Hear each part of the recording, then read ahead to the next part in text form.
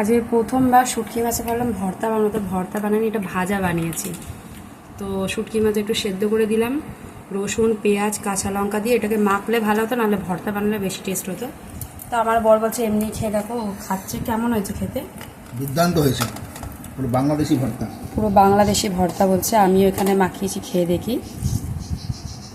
তো খেতে তো হেভি লাগছে, খেতে ভালোই টেস্ট লাগছে। এরকম করে শুটকি মাছ নিচ্ছে, নিয়ে খাচ্ছে প্রথমবার এরকম। তো তোমরা কারা কারা শুটকি মাছ পোড়া বা এরকম ভেজে ভর্তা বানিয়ে খেয়েছো অবশ্যই কমেন্ট করে জানাবে।